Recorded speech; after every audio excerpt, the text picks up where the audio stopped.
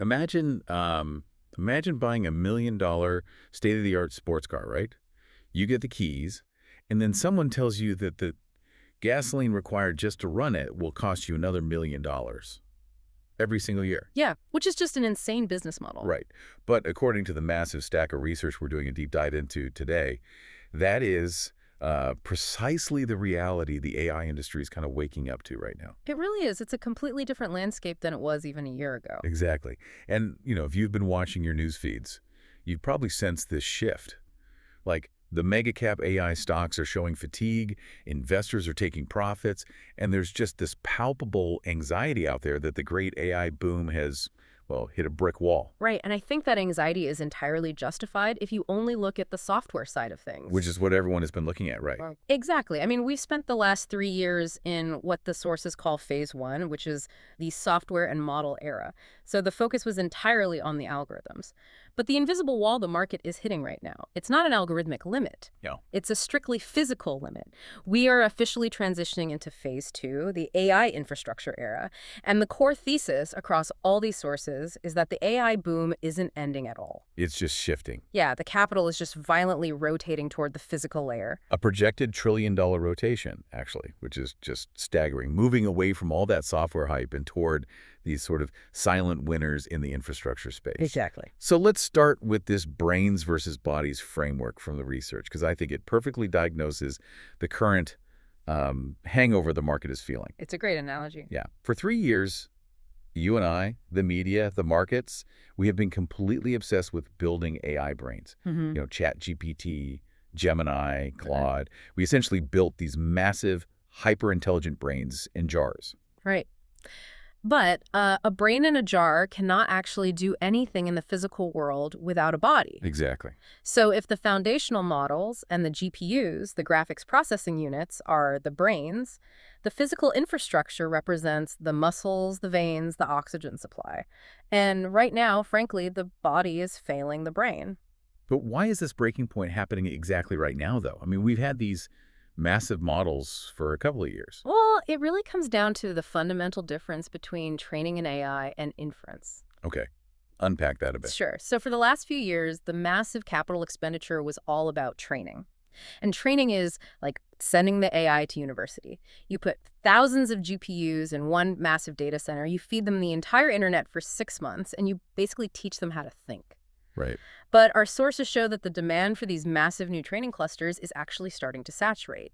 The real explosion happening right now, the thing driving phase two, is inference. And inference being the actual daily application of it. Exactly. Like every time you ask your phone to summarize an email, or an autonomous car makes a split-second decision to hit the brakes, that's inference. Yes. It's taking that university education and actually applying it in the real world, billions of times a day. Right. And inference requires a completely different physical architecture. It needs to be distributed incredibly fast, highly efficient. I mean, you can't wait for a signal to travel to some centralized mega data center and back when a car needs to brake. Okay, but let me push back here just a bit. Yeah. Because we've spent years hearing about how unbelievably fast the latest generation of GPUs are. Oh, they are. They're marvels of engineering. Right. So if inference is exploding and these chips are basically supercomputers, why can't the industry just, I don't know, manufacture 1 million more of them and deploy them everywhere at the edge? Because you immediately slam into two deeply unglamorous but financially critical physical bottlenecks. A memory wall and the wiring. Exactly. The memory wall and the interconnects. Let's look at the memory wall first because it's fascinating. Actually, let me try a metaphor to translate what the sources are saying about this memory wall, because it really clicked for me when I was reading it. Go for it. Okay, think of the GPU as this genius chef who can chop vegetables at, like, lightning speed. But the kitchen is designed terribly. Right. The chef has to walk down this long, narrow hallway to a tiny pantry just to fetch one single carrot, bring it back, chop it, and then walk all the way back down the hallway for a potato. That's a perfect way to look at it. So it doesn't matter if you hire an even faster chef. The bottleneck is the hallway and the pantry. That captures the literal physics of it perfectly. A modern GPU can process information astronomically faster than traditional memory can feed it that data. So the processor is just sitting there. Literally idling. It spends most of its time waiting for electrons to travel from the memory chip to the processing core. And in phase 2, inference workloads demand that we fundamentally redesign that kitchen. So how are they doing that? Well, the sources point to an explosion in highly specific memory technologies. The most notable one right now is HBM3E. High bandwidth memory. Right. Along with specialized DDR5 and next-generation NAND storage. Okay, so how does HBM3E actually solve the hallway problem?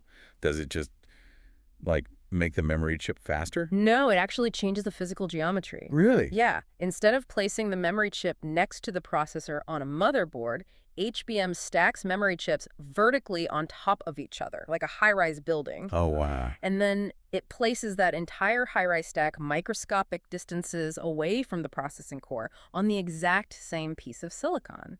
You are physically shortening the distance the electron has to travel. You're literally building the pantry directly around the chef's cutting board. Exactly. But solving the memory wall only reveals the second massive bottleneck. The wiring. The wiring between the processors. Because for complex inference, one GPU isn't enough. You need thousands of them working in perfect synchronization. And according to the research, traditional copper wiring literally cannot handle this anymore, which is crazy because we've used copper for a century. Why does it fail when we try to scale it up for AI? It comes down to two fundamental laws of physics: resistance and heat. Okay. When you try to push massive amounts of data through a copper wire at the speeds required for these models, the electrical resistance degrades the signal. So to compensate for that, you have to pump more power through it. Which generates heat. An enormous amount of heat. Over the distances of a massive data center, the data either arrives corrupted or the cables literally melt. Melt. Wait, actually melt. Yes, the thermal load is just too high. So what's the alternative? Yeah.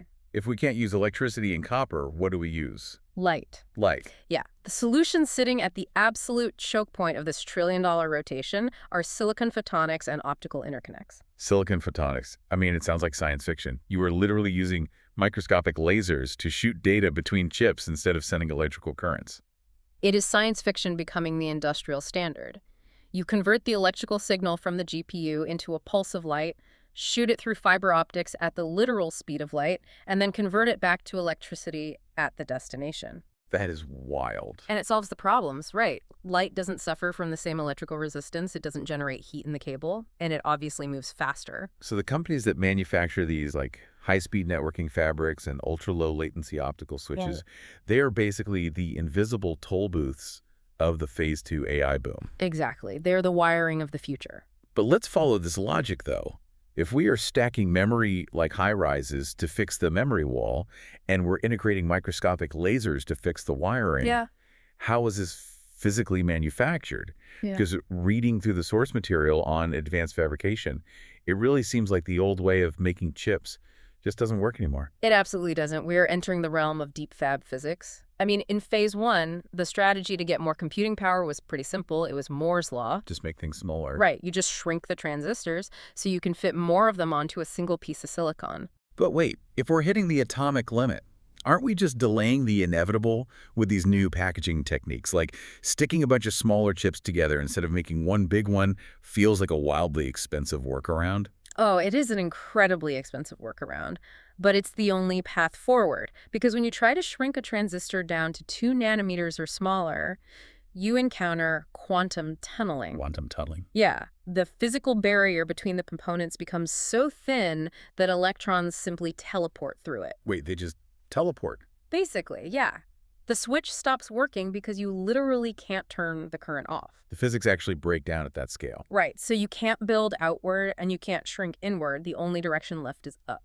And this is what we call advanced packaging. Instead of one massive failure-prone chip, you manufacture several smaller, highly specialized chips. The chiplets? Exactly, called chiplets. And you stitch them together in 3 dimensions. But the precision required for this is just staggering. Yeah, the research highlights this process called CMP, chemical mechanical polishing. What exactly does polishing have to do with making an AI model run faster? Well, if you want to stack 2 silicon chiplets on top of each other and have microscopic electrical pathways perfectly align, the surfaces of those chips cannot have a single microscopic bump. Like not even a fraction of a millimeter. We're talking atomic scale. CMP is the process of polishing these silicon wafers perfectly flat at an atomic level. You get them so incredibly smooth that when you place them together, they actually bond at a molecular level. Wrapping your head around that scale is hard. And once they are atomically glued together, how do they actually communicate? Through something called TSVs, through silicon vias. You essentially drill microscopic elevator shafts straight through the silicon chip and fill them with conductive metal. Wow. Yeah, and this allows the electrical signals to travel vertically up and down the stack of chiplets. That level of engineering is just difficult to fathom. And this is exactly why the source material insists the investment rotation is moving here. The companies providing the tools for these highly specific processes, the metrology companies measuring at the atomic scale, the deposition companies laying down the materials, the CMP providers, these are the absolute necessary building blocks for phase 2. And the sources mentioned explosive opportunities for ASICs here too, right? Oh, definitely. Application-specific integrated circuits. Which makes sense. If inference is the future, you don't need a generalized AI brain that can write a sonnet and calculate orbital mechanics just to run a smart thermostat. Exactly. You don't use a sledgehammer to crack a nut. Right. You hardwire an ASIC chip to do exactly one specific task perfectly, with maximum energy efficiency. Which brings us to the single biggest threat to this entire ecosystem. The power grid. The power grid. Let's say we pull all of this off right. We manufacture the perfect 3D stacked chiplets. We polish them at the atomic level.